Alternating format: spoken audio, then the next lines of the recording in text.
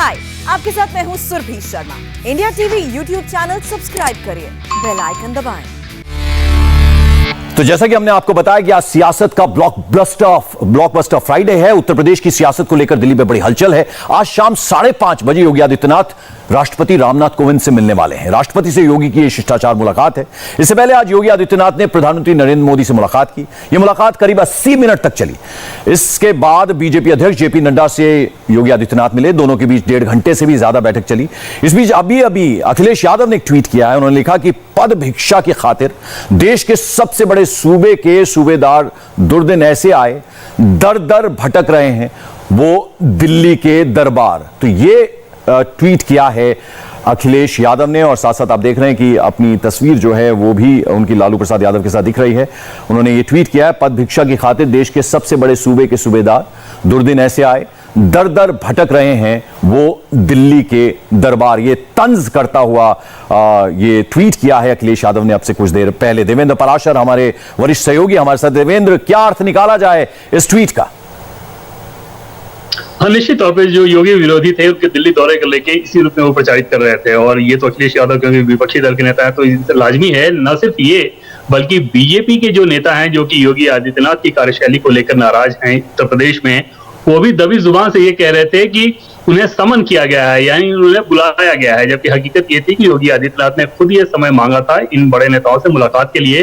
लेकिन जाहिर तौर पे जो विरोधी हैं वो इस रूप में प्रचारित करेंगे कि इन्हें राष्ट्रीय नेतृत्व ने समन किया है, इन्हें फटकार लगाई जाएगी। और जो हमारे सोर्सेज हैं वो ये जरूर बता रहे हैं कि योगी आदित्यनाथ को लेकर अपनी कार्यशैली को लेकर बहुत सारी चीजें कही गई हैं और आगे आने वाले दिनों में आप देखेंगे कि योगी आदित्यनाथ उसे फॉलो करेंगे। जैसे सबसे पहली बात और जो बड़ी चीज कही गई है कि सरकार के कार्यक्रमों, सरकार की योजनाओं के अलावा मैं सरकार और संगठन के संदर्भ में बता रहा हूं कि सरकार और संगठन के बीच बेहतर समन्वय होना चाहिए। दूसरी चीज कि जो मंत्री हैं कैबिनेट में उनके साथ बेहतर कोऑर्डिनेशन होना चाहिए। तीसरी चीज की जो विधायक हैं उनका फीडबैक भी समय समय पर लेते रहना चाहिए। उनके साथ लगातार संवाद होना चाहिए। उनके साथ संवादहीनता नहीं होनी चाहिए क्योंकि इसका दो तरफा नुकसान होता है। एक तो पार्टी के भीतर असंतोष होता है, दूसरा सरकारी सिस्टम के अलावा पार्टी के सिस्टम से जो फीडबैक मिलता है उस फीडबैक से आप वंचित रह जाते हैं। तो ये सारी चीजें मंत्र के तौर पे निश्चित तौर पे योगी आदित्यनाथ को दी गई हैं। योगी प्रधानमंत्री मोदी, गृह मंत्री अमित शाह और जेपी नड्डा से जो उनकी मुलाकात हुई है। साथ ही साथ आगे के पार्टी के जो कार्यक्रम हैं वो उसे किस प्रकार से करने हैं, जिला पंचायत के अध्यक्ष के चुनाव को लेकर क्या कुछ तैयारी चल रही है, क्या कुछ और किया जाना है। प्रधानमंत्री की तरफ से ज्यादा इस बात पर जोर दिया गया कि कोरोना काल के में किस प्रकार से आगे लोगों को जो राहत मदद दी जानी है वो कितना ग्राउंड पे सही तरीके से पहुंचना चाहिए। साथ ही साथ अगर थर्ड वेव आता है तो उस थर्ड वेव की तैयारी आपकी कैसी है, उस थर्ड वेव को लेकर कितनी सक्रियता आपको रखनी है और उस थर्ड वेव से निपटने में संगठन को किस प्रकार से इस्तेमाल करना है। ये सारी चीजें एक मंत्र के तौर पर योगी आदित्यनाथ को दी गई है।